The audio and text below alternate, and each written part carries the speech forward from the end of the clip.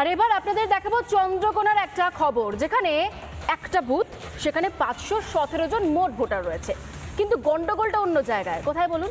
সেখানে কোনো মৃত ভোটার নেই, অর্থাৎ এই বুথে 517 জনের মধ্যে একজনও কেউ মৃত ভোটার নয়। ভোটার তালিকা সম্পূর্ণ হচ্ছে বলে দাবি করেছেন বিএলও। শাসক থেকে বিরোধী কারো কোনো অভিযোগই নেই। খাতায় কলমে সব ঠিক থাকলেও কড়া নজরদারি রাখছে প্রশাসন।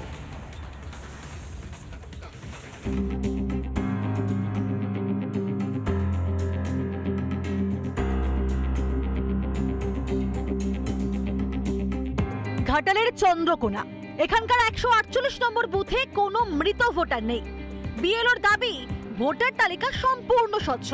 আমি সারা বছর কাজ করি, সারা বছর মানে মারা যাওয়ার তার 15 দিন ডেথ সার্টিফিকেট পাওয়ার পরেই মোটামুটি তাকে ডিলিট করে দিই। এমনকি এসআই ঘোষণা 27 তারিখের আগে 25 তারিখ সেদিনও 2টা ডিলিট হয়েছে।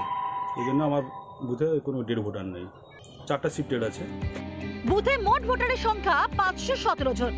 এর মধ্যে 4 জন অন্যত্র চলে গিয়েছেন। বাকি 513 জনের এনুমারেশন ফর্ম ডিজিটাইজড হয়েছে। কোনো মৃত ভোটার নেই। আগে যেগুলো ডেটগুলো ছিল ওগুলো সব ডিলেট হয়ে গেছে। হ্যাঁ, সেগুলো নেই। শূন্য ডেট যে বুথগুলো সেগুলো নিয়ে তো একটা বিতর্ক হচ্ছে। এখন সেটা তো আমার কাছে কোনো রিপোর্ট আসেনি, মানে আমরা বিএলওর কাছেও আসেনি।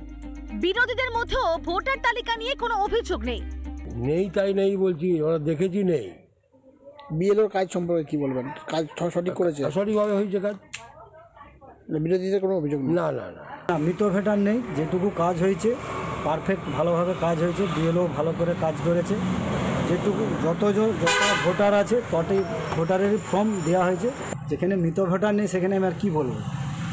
মানে আপনাদের ক্ষেত্রে বলছেন যে ঠিকঠাক হয়েছে? ঠিকঠাক হয়েছে, এখানে কোনো কারচুপি হয়নি। খাতায় কলমে সব পরিষ্কার, তারপরও নজরদারি বন্ধ করছে না প্রশাসন। এখানকার যে বিএলও আছেন প্রকাশ লাহা, উনি খুবই অ্যাক্টিভ। কেউ ডেথ হয়ে যাওয়ার পর, মারা যাওয়ার পর উনি 15 দিনের মধ্যেই ওটাকে রোলে আপডেট করে দেন। আমরা 148 পার্টকে খুব ভালো করে সার্ভে করেছি, এখনও করছি। চন্দ্রকোনার 12 ওয়ার্ডে 21টি বুথ, 20 বুথে 249 জন মৃত ভোটারের খোঁজ মিলেছে। এর মধ্যে ব্যতিক্রম এই 148 নম্বর বুথ। রিপাবলিক বাংলা। নানা ধরনের কন্টেন্ট দেখার জন্য লাইক করুন, শেয়ার করুন আমাদের ফেসবুক পেজ, সাবস্ক্রাইব করুন আমাদের ইউটিউব চ্যানেল। পাশাপাশি অন্যান্য ব্রেকিং নিউজের জন্য অবশ্যই চোখ রাখুন রিপাবলিক বাংলায়।